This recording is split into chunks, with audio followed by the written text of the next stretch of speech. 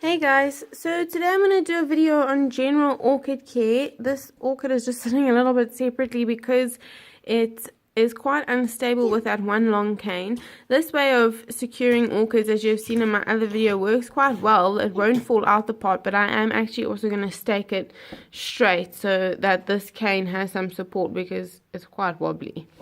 Anyway, so this is just a general orchid care video. This isn't specific to one orchid. As you can see, I have 4 different orchids here. All that generally would take different care, but at this stage, the care, they came in not great condition. This one and this one came from the same orchid nursery.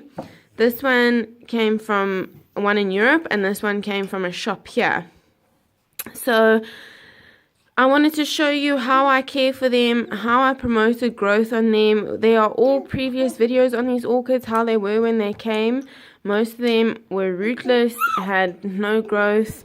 This had no roots and no new growth. This had no roots, also no new growth, exactly the same. And these are 2 canes that broke off a big dendrobium that you can also see in my other videos. And the main plant, which has 4 or 5 canes, which should be doing better, has done nothing. And this plant, its 2 canes are doing really well. So let's start with root problems. So if you have a root problem with an orchid, your main objective is to try and promote new growth. So as you see, these canes here, they had no roots whatsoever. This is literally what you have, what you're left with, nothing, right? So you can't really put it in a pot. It won't stand. It has no stability, and orchids need stability to grow. Otherwise, they're just going to keep falling out the pot, and each time they fall out the pot is a setback because they don't like being unpotted. So this is the setup that I have for orchids with no roots. You'll see it a lot in my previous videos with my, ICU orchids from eBay. I basically just put it in some sphagnum moss at the bottom, and I keep the sphagnum moss moist because this helps keep the plant moist. So when the new roots start to grow, they don't desiccate, because that can happen really easily. Your benefit with dendrobiums is that they are canes. These canes hold a lot of nutrients and moisture to support the plant. And as you can see, this plant, even though it hasn't started putting out new roots yet, it is putting out a new growth. If we can get it to focus. There we go. There's this new growth. So that will become a second cane. And often with new growths come new roots, because the new growth will put out new roots. You can see, I'm not sure if it's on this cane. It doesn't look like it was on this cane. But on the other cane, if we can take it out here, without causing anything to fall over, this cane doesn't have anything in terms of new growth yet, but there you can see we have a new root forming just over there. That is a new root forming right there. So just keeping the bottom of the plant moist. You don't want to keep it soaking all the time because you don't want to cause rot. So you just keep it moist, and you treat it with like your other plants. I do fertilize this orchid. I fertilize it through its leaves, and I sometimes put a little bit of fertilizer in the sphagnum moss just in case that one tiny little growth or anything like that can absorb some fertilizer.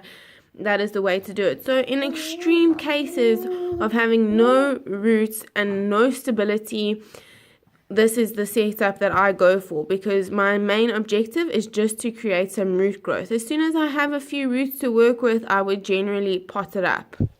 Then moving on, we have, this is also, sorry, let me just go back here. This is also for a plant that has canes, because canes tend to put out because they have the energy stored from their canes. So if we go over here to the Paphiopedilum, so this is the Paphiopedilum colossum, totally rootless when it came, and this leaf was just sticking out the top there. If you go back to my previous videos, you'll see it. As you can see, the new leaf has started to grow, and he's still quite wobbly, but he's become a little bit more stable in the pot. Paphiopedilums have a really slow growth rate, but we can start to see some differences now. So I don't know if you can see just there inside the pot, this here is a swelling. That swelling is new roots being put out. You can see it if we just change the angle a little bit. You can see it pushing through from the side there. So that is a new root, and if we turn it around, we can see the swelling is starting to happen down at the bottom there as well.